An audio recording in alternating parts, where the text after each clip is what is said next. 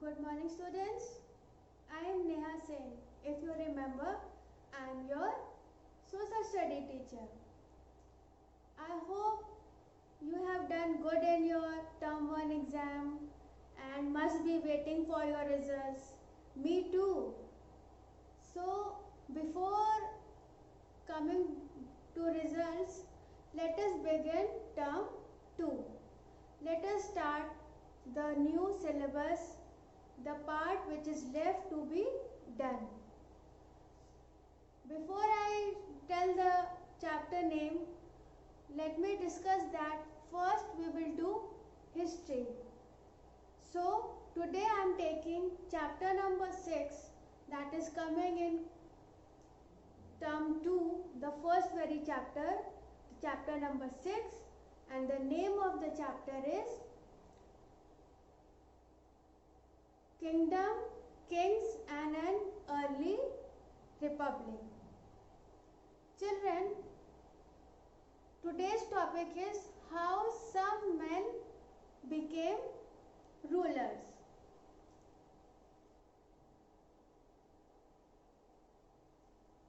Nowadays, what happens?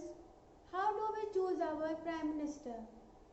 We do elections, we do voting, and then from a certain pattern of steps, the Prime Minister is elected and he is ruling the country.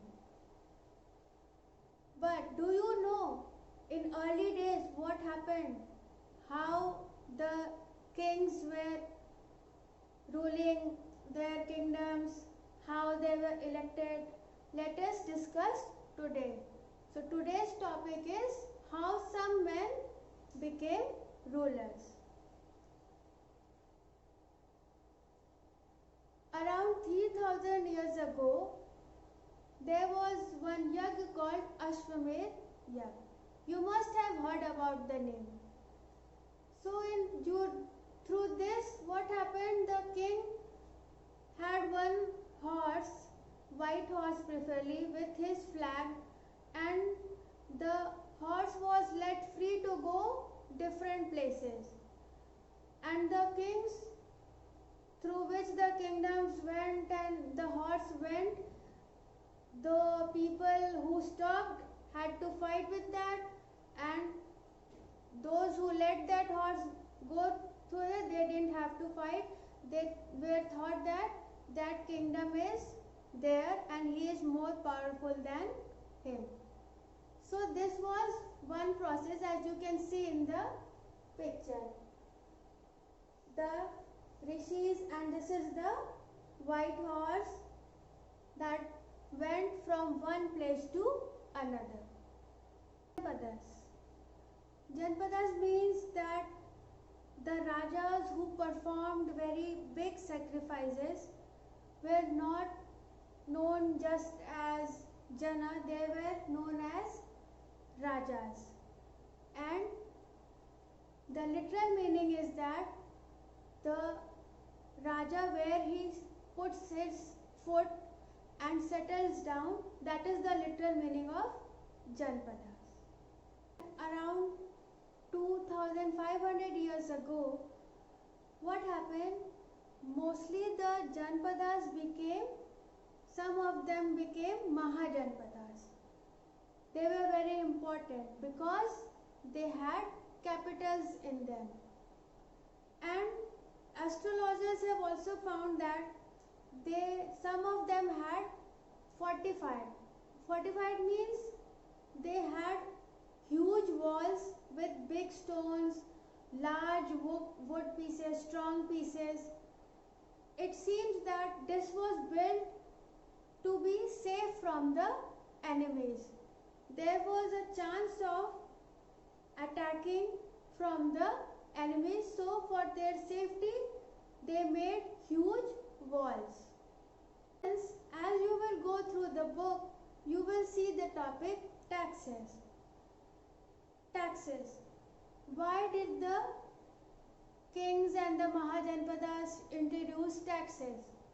The reason behind is that they had to maintain their huge army, the soldiers, for their people, for their safety. They also built huge forts. So for all these things they needed resources.